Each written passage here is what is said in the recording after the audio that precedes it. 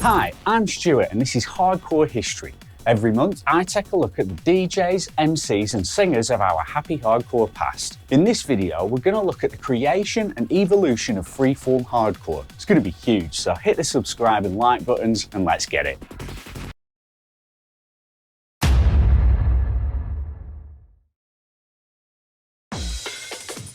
This is Kevin Thorpe, a DJ, a music producer, an engineer and a media production giant. Since his birth in 1979, Kevin has been on a path to the top. He was 13 when he got his first set of belt drive turntables, which he later went halves on a pair of Technics with his friend Darren, who was known as DJ Double D. He lived with his mum, who kept getting noise complaints because of Kev's antics. So to save her from eviction, Kevin moved in with his dad, who had a soundproof shed at the back of his garden. Nothing kinky, it was built as a studio. Kev's dad rented one of the rooms in his house to a pair of party-going clubbers who were into the house music scene and friends with Jason Robertson, also known as DJ Spinback. Lodgers Gus and Nicky loved that Kevin had turntables at the house, and one Sunday afternoon they got a call from Spinback, who was stressing out because someone had let him down for a show on his pirate radio station Dream FM. He remembered the pair saying their landlord had a son who was into DJing and asked if he would like to fill in that afternoon on the station. Actually, it was less of a fill in this afternoon and more of a can he be here in an hour. Kevin phoned his friend Trevor, MCLT, who lived around the corner, before his dad drove the pair to Clapham to cover the show, but more importantly, to make DJ Energy's debut appearance on Dream FM. A few days after the show, Kevin got a call from Spinback to say that everyone was raving about the DJ and ask if he would like to make it a regular gig. Just turning 15 years old, Kevin hadn't even completed his GCSEs yet. After hearing a few shows on Dream FM, Dan Bray, one half of the duo Rise and Shine, got in touch with our young protagonist, asking if he's ever thought about making his own music. Kevin was musical from an early age, played piano and wrote a winning song about his school in a contest, but he explained to Dan that he didn't know how to make music. Dan told him that it's easy. You just make shapes on the computer, copy them over and make loops.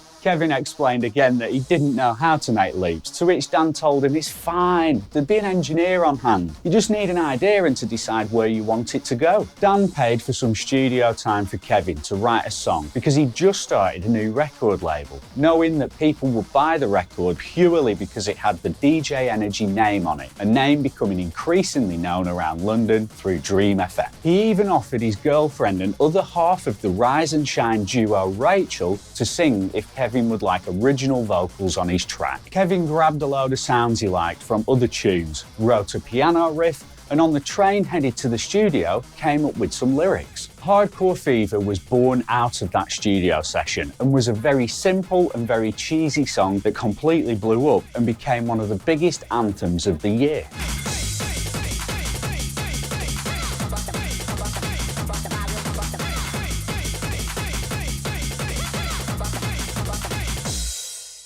Kevin had 2 dub plates cut and headed to Helter Skelter, went to the front and waited for DJ Vibes to arrive. He was that 15-year-old kid going, "Hey, Vibes, I've made a song, cut it to a dub plate, will you play it?"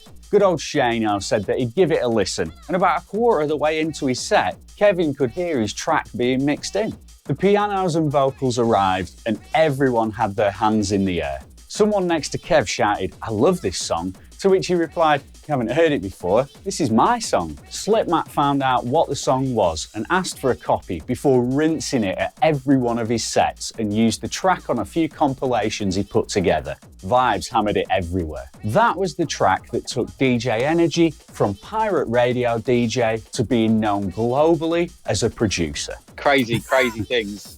The way it happened from my dad's lodgers, right time, right place, someone hearing, paying for me, like it felt like destiny, you know? It was really weird. Or it feels like that now, looking back on it. He still hadn't done his GCSEs by this point.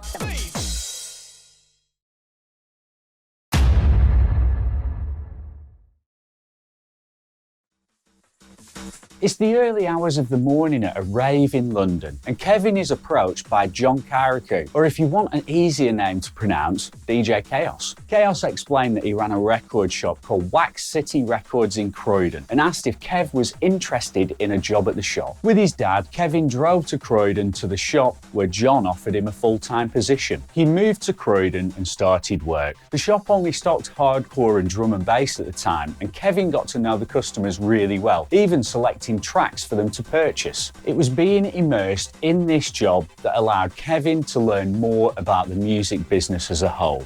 He continued to work as a DJ. Kev gravitated towards the deeper and underground sounds that were emerging, music that he could make a connection to. It was while performing at Tasmania on Hastings Pier that the first meeting of Energy and Sharky would happen.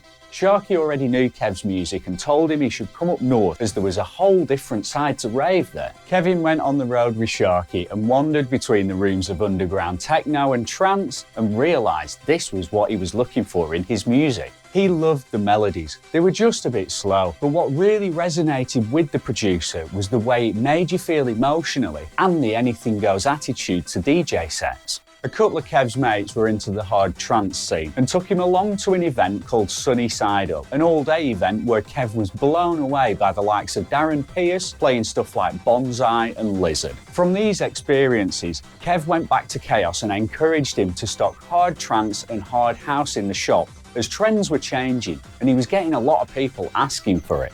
Happy Hardcore had been driving more and more towards cheesy rip-offs and no end of bootleg labels, and to Kev, everything was sounding the same. Sharky was doing the bonkers thing at the time and was gearing up for another release, but wanted to do something different with his disc. He got in touch with Kevin to ask if he'd write some music for the next instalment and funded some studio time.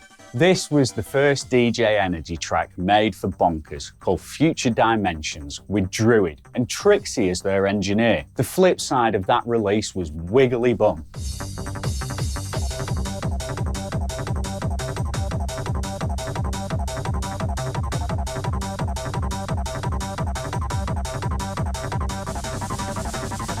It was a great success, and Sharky ended up funding more studio time for Kevin.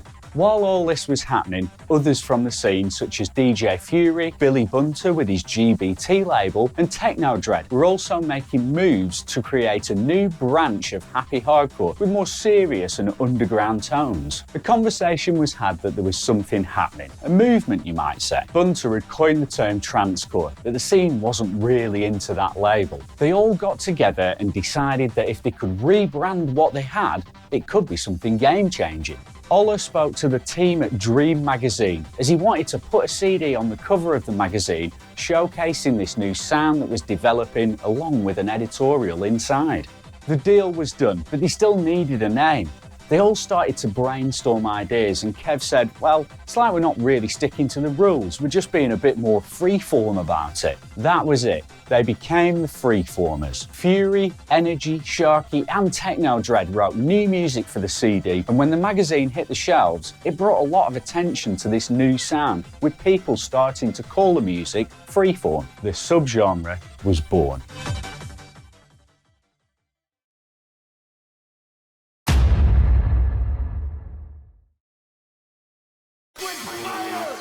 Sharky was gearing up for another Bonkers release and Kev was asked for more DJ Energy productions for it. He'd already been having thoughts about starting his own label after working at Wax City Records for a while and having gained new contacts in the industry. He wanted to have more control over which studio he used and how many copies of each release were pressed, so he bought some studio time and set about creating some new music. With his dad, Kevin borrowed £1,000 to start his new label called New Energy, pressed 500 copies of the first New Energy EP and took out an advert in Raving Eye and Dream magazines. The EP only sold a couple of hundred copies, but was also licensed to the Bonkers compilation. With the money from the first release, Kevin funded a second release, and a few more of the first EP were sold off the back of it. The second EP was also licensed to Bonkers. Kevin really started to push this new sound forward, but found it difficult initially to get onto lineups as the top tier of happy hardcore DJs were already occupying those slots. Thankfully, Slamming Vinyl came through and offered to put Kevin the hard trance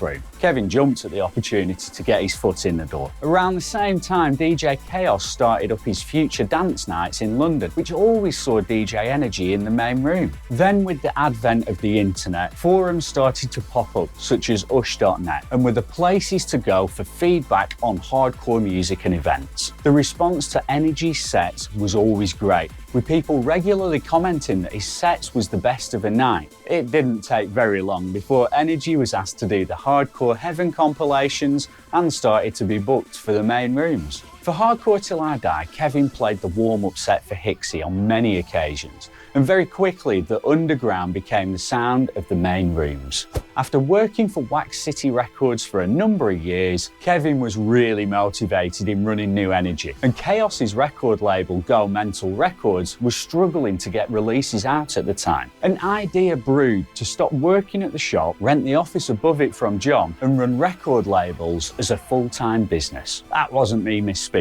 I did say labels because the idea was to incorporate aspects of other labels under the New Energy umbrella. Those labels included Go Mental Records, Notorious, and Bonkers, the label, not the compilation. And Kevin put the proposal to Chaos, Mark Smith, and Sharky. The plan was to put together an online store where people could buy releases directly from them ahead of the official release date. Kev would be in charge of the distribution, pressing the records, and marketing, and take a cut as his fee. They were all up for the idea, and Kevin invested in the New Energy Collective online store to deliver products from the labels previously mentioned, along with, of course, New Energy, whilst also obtaining exclusive early selling rights with the Just Another Label Collective.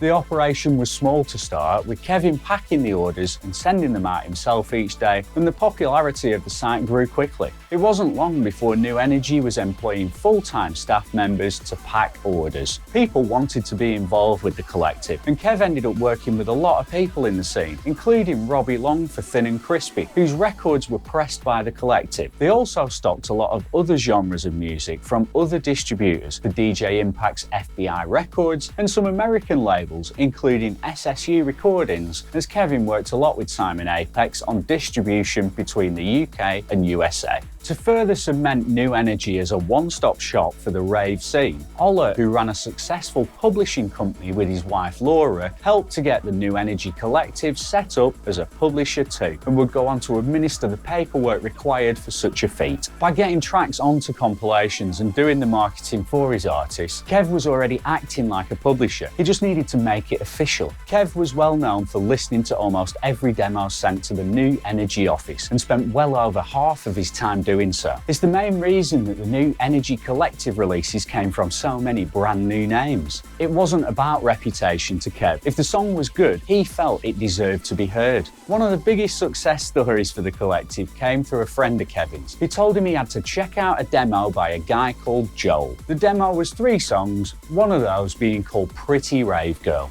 The artist was Searle, and while everyone in the office recommended that Kev didn't sign him because Pretty Rave Girl was cheesier than cheese, he could hear more than just the cheesy pop vocals. He offered Searle a 3-track EP. He did help to build that initial profile for Searle though, flying him over to play at Freeform events and getting him interviews while he was here. Vinyl sales started to drop very soon after that, and distributors were going bust, owing New Energy a lot of money when they went.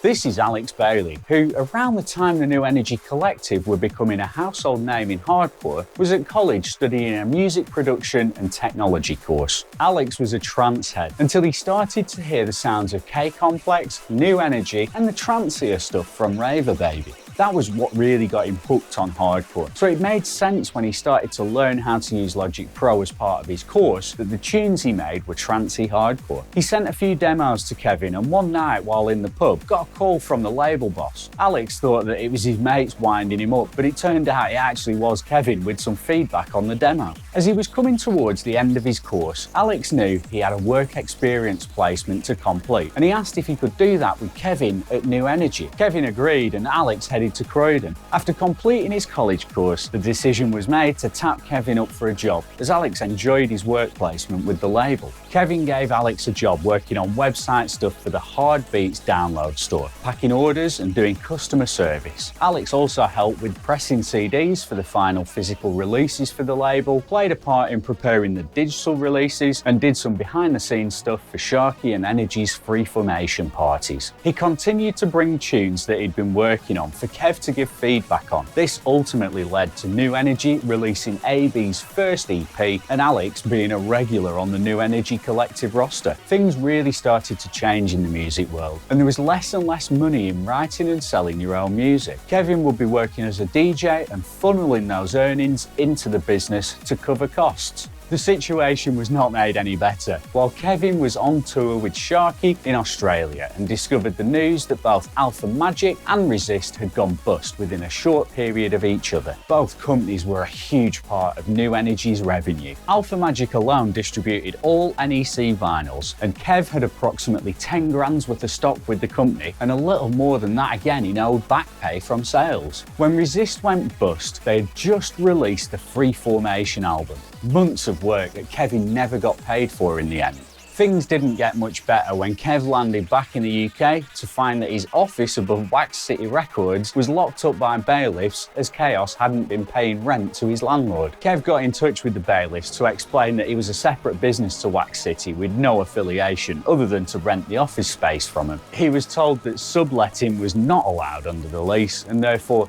he wasn't allowed to get his stuff. Kev hired a solicitor and took legal action, which allowed him a 24-hour period to go in and collect all his stuff from the property. It was looking pretty grim for New Energy. Kevin managed to get some of his stock back from Alpha Magic and filled his house with everything from the NEC store. He was highly stressed, had lost a load of money, was having issues with the website developers and was feeling physically drained. He'd been involved in the music business since his teenage years and remembers thinking it must have been a sign to take a time out, but nobody would let him. Maybe it was the wrong time to dip out, just as they were starting to become something huge. Something was wrong with Kevin though, and with the added stress of his recent financial losses, things needed to change. He rented a house that could accommodate a home office and kept himself busy on the DJ circuit while fighting hard to establish the distribution sector of the New Energy brand. He employed the services of a new web developer to get the NEC store sorted,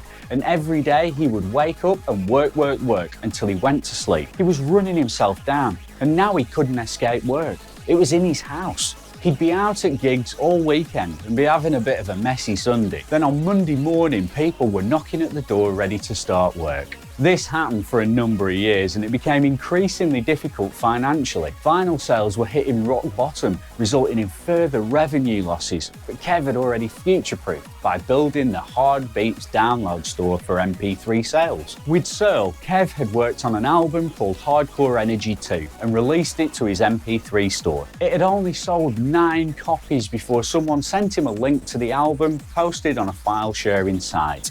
3 months of work given away for free after only selling 9 copies. It had to be one of them, right? Choosing to contact the 9 people, emails were sent stating what had happened and asking for the culprit to come forward with no reprisal, just for a chat about the significance of their actions. 7 people replied to the email, understanding the artist's frustration about the situation. Kev sent follow-up emails to the 2 remaining customers to try and get someone to step forward, and instead was met with a public flaming on ush.net. Not wholly. He did say there were a lot of people who were in shock that someone did this, but there were also a lot of people in the post who made it very clear that Kevin shouldn't complain about it as it's free promotion and maybe he should go back to driving his Flash Merkabout. I did read some of the posts. Unfortunately, the Wayback Machine didn't store all the pages, but it did give me flashbacks to researching the Sharky video. I can't even remember what that Muppet's name was now.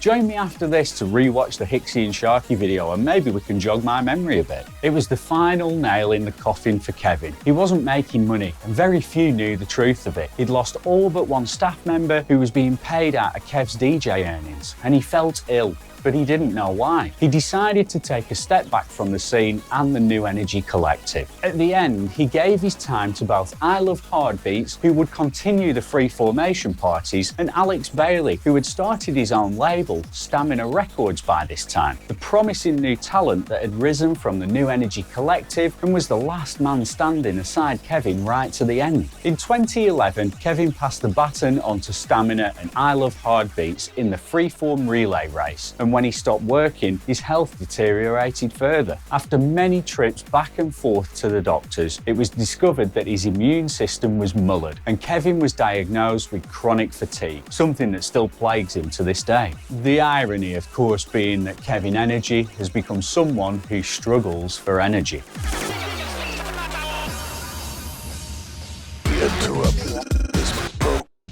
Where did this feature disappear to in the last video? Let's catch you up on some of the channel stuff that's going on. I don't want to bang on about this, but according to the YouTube help thingy, yeah, I've been watching stuff. I should let you all know about it. I've started offering channel membership to the Hardcore History Club. $2.99 a month will get you early access to each Hardcore History episode before it goes public. Shout out in the credits and, when I can, extra content for members only. Kinda hoping that Kevin gives me the green light to publish our call, as there's loads of other information in there that I just couldn't shoehorn into this episode. I would offer all 3 calls, but I'd screwed up both David and Alex's recordings. It's a shame really, as we could have debated how Alex looks a bit like James Hyde. Sorry Alex, I couldn't resist. If you don't want to get involved in the whole subscription thing but want to support the channel, I still have my Ko-fi page active where you can leave a little donation. Any money that comes in will be reinvested into the channel to bring you all the information not out there about your favourite hardcore artists. There'll be no unboxing of the new Ferrari on the channel, but there might be 3 or 4 unboxings of various Behringer mixers until I can find one that works. Let's forget about my cheap ass mixers for now because it's time to get back to the story.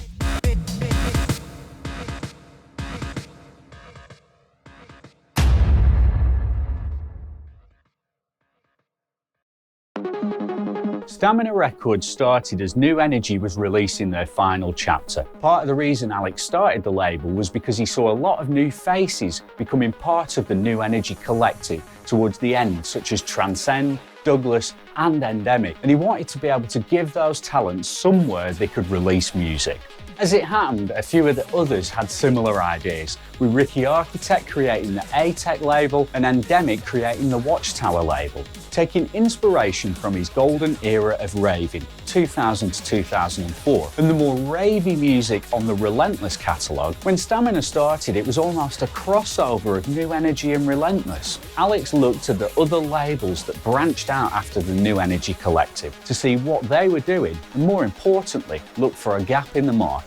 The Watchtower label catered to the more purist freeform sound, and Alex's strategy was to bridge the gap between hardcore and purist freeform. You are bound to a degree by the music people send you as demos, and that does tend to drive the sound of the label. And through this, Alex was able to organically create what is seen today as the Stamina sound. He also mentioned that he took a fair bit of advice from Kevin when it came time to set up Stamina Records. When Alex left New Energy in 2011, he got a couple of jobs working for other labels, including a big tech house label doing PR and promo for them. He used to write a lot of descriptions for the digital releases, something he gained a lot of experience doing for New Energy. After that, he started to engineer full-time for a range of clients. Alex has been fortunate to make music his full-time job, allowing him more time to dedicate to keeping Stamina running. He's no longer just a freeform producer, and while he did believe for a while that he wouldn't be able to make other styles without regularly listening to music from those genres, has discovered that not to be the case. And in fact, as his confidence grows in the studio,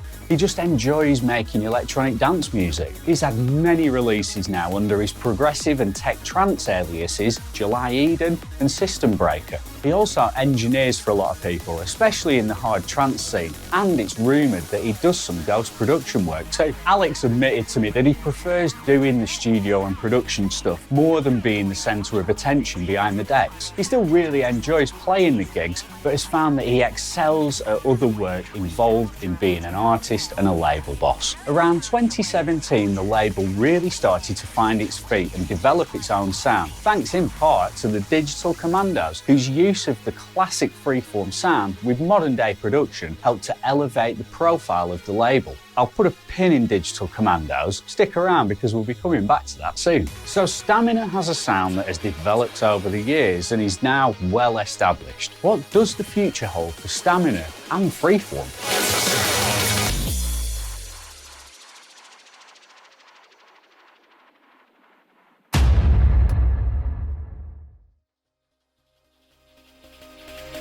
Let me take you back a second to the days of the New Energy Collective. Back then, you had what is best described as a frontman of the genre. That frontman was Kevin, and you can see that every time he returns from a break. The excitement around the genre, because DJ Energy is back, is electric. When Kevin stepped back in 2011, John Sharkey did too. So not only did we lose one of the guys who was full-time pushing the genre forward, we lost two. That's not to detract from what the likes of Alex, David, Ricky and all the others have done since, but there has been a huge underrepresentation of freeform artists at events since then, and nobody really filled the frontman shoes. You've got to remember, not only were Sharkey and Energy pushing the sound, they were out creating the parties and working the dance floors of some of the bigger events at the time. Freeform is a very small and niche genre now, with a handful of people actively pushing it forward, and in the last few years we've seen some of those dropping off a bit too. Life just gets in the way sometimes. I've seen that firsthand this month while trying to put this video together, working my real jobs and trying to keep the missus from thinking I'm ignoring her. That doesn't mean Freeform is dead. Far from it. Stamina Records have some fantastic plans for the future, and now, with a lot of help on the promo side, I'll get to it. The pin's still there, so patient. They're reaching out to artists you wouldn't expect to hear playing 170 plus BPM hardcore. The lines are getting muddy again, and where we have had so many years of DJs playing one genre, we're seeing a return to the multi-genre DJ sets that we knew and loved in the infancy of rave. Trance DJs are speeding things up and dropping in hardcore, while hardcore DJs are slowing things down and adding a touch of hardstyle. It's a massive melting pot of sounds and styles. Stamina are hoping to grab onto this trend by sending promos out to some pretty big names in genres outside of hardcore. Alex doesn't want to compromise the core Stamina sound we have grown to love, and getting their music into the hands of people who you wouldn't normally expect to play it will help new people discover Stamina Records and freeform hardcore.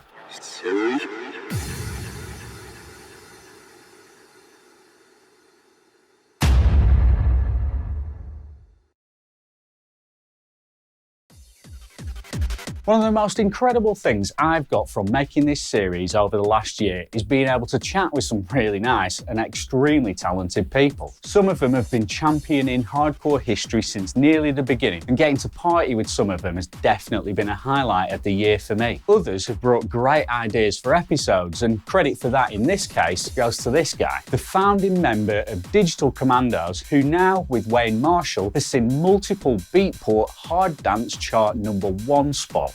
This is David Henry. Originally from Irvine, North Ayrshire, and born in 1979, in his early 20s, David was working for a local sports shop during the day, didn't enjoy that one too much, and DJing at a few places overnight. He was hugely into ultrasonic and lived close to a few members of the band. Back then, Dave played a lot of trance and ran a successful night in Ayrshire with bookings in place for huge names such as Ferry Corsten. That was until the club burnt down, leaving him without a venue. It was offered to run the night from another place in Glasgow, but it wasn't the right fit for them, so their parties stopped. Wanting to progress further in music, Dave enrolled in a dance music production course lasting a year, which progressed onto a further year of general music production. In the second year of the course, David had to complete a group project on audio technology, which would be presented to the class. At the time, and also on the course, was another of the members of Ultrasonic, Pete Coughlin, who had recently joined the band when Roger revived the name in the early 2000s. Dave and Pete teamed up with a fellow classmate, trance DJ Hugh Tolland, to create the first incarnation of the Digital Commandos, whose project was to start an electronic music band with the intention of making records and getting gigs. Pete brought the business contacts, having the club scene records linked with Ultrasonic, and Bill Granger employed as his agent. He also brought contacts with promoters Colours, who were willing to give the group a shot. The trio weren't united on making hardcore music, but with the potential of exposure due to the Colours contact, came to a compromise that the music would be quite trancy, but also quite hard. Dave had heard Atomic Orbital by Mark Ashley and K Complex and wanted to make that kind of stuff. Within weeks of starting the project, Digital Commandos were booked for Back to the Future, New Year's Eve at the Carlin Academy, now the O2 Academy. They hadn't even finished a track yet, and they had 6 weeks until the gig and 6 weeks to write tunes. It was a time of the Scottish PA with dancers and a frontman, so Pete set about organising that while the others concentrated on making music. They got the music and show together and headed to the venue to play their first gig. And it went, well, let's just say they got a text from Bill after saying, not good. Digital Commandos managed to get a few smaller gigs in the area after that, and some work at under-18s parties for sector events. Then Colours got in touch, willing to give them another go. They were booked for the HDID tent at Fantasia Into the Wonderland, and when they got there, a slot became available on the main stage. Dave and the gang played the main stage that night to around 8,000 people and redeemed themselves with Colours, who booked them a few times after that. There have been a few incarnations of the Digital Commandos over the years, with the college project in 2004 being the first. In between, there were a couple of different guys on the mic, in Andrew Love, who went on to front QFX for a while, and after he left, Grant Boffin. The final version of the DC's lineup, and the one that seems to have stuck, is with David and Wayne Marshall as his frontman. The duo knew each other before teaming up, as Wayne was a promoter and had booked earlier Digital Commandos editions. From what I can tell, Hugh didn't stay in the band long, choosing to follow his trance path, and Pete was already working with Ultrasonic. Dave ended up hooking up with K Complex, whose studio he would book to tidy up bits and pieces of tracks. Both of the Digital Commandos EP releases on the New Energy Collective were engineered in K Complex's studio, and the first EP was also the first digital release for New Energy. After the release of the second EP, a few situation changes meant that David had to walk away from the scene. It wasn't an easy decision, as he was just starting to see his hard work pay off.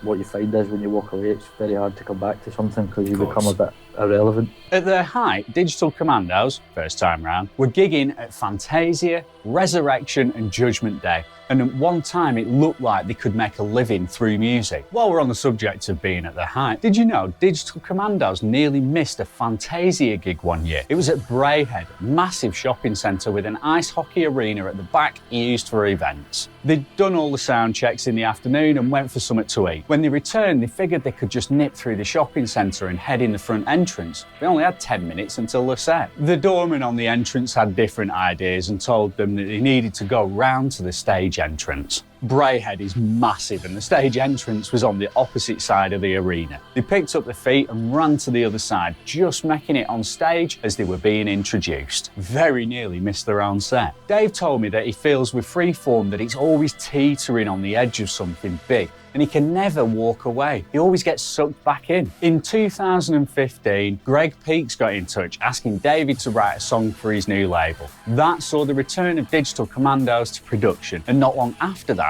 David found his new home in Stamina Records. It's very much his new home, as David is now doing promo and PR for the label. Told you we'd get there. Between Alex and Dave, they've managed to get Stamina's music into the hands of DJs you really wouldn't expect. We're talking Porter Robinson, who already did have a love of hardcore, as we discovered in the Dougal and Gamma video, Wart Brothers, and Ian Van Dahl. I know, right? I was shocked when Dave told me that bit. Will I see castles in the sky when Ian Van Dahl takes inspiration from his new secret love? I can't confirm the secret love bit, I just wanted to do something with some of Ian Van Dal's track titles to satisfy my inner geek. The idea is not to convert these artists into freeform DJs, rather move with the current trends. If these DJs are playing 170 BPM hardcore, it should be Stamina's music, especially the trance guys. David is also keen to explore the Makina route, as that and freeform are similar in a lot of ways. Trance-driven sounds with 303 acids. He also has a lot of half-finished projects that he's working on himself, so I would certainly expect to hear hoovers galore and driving acid sounds from his signed TB303. Of course it's signed by a guy called Gerald, who else would you get to sign it? Dave feels that being with Stamina has done a lot for his artist profile over the last few years, and he's seen most releases gain #1 spots on the Beatport charts. He's not actively looking to send his work to 10 or 15 different labels to try and get more exposure. He's happy with his new home at Stamina.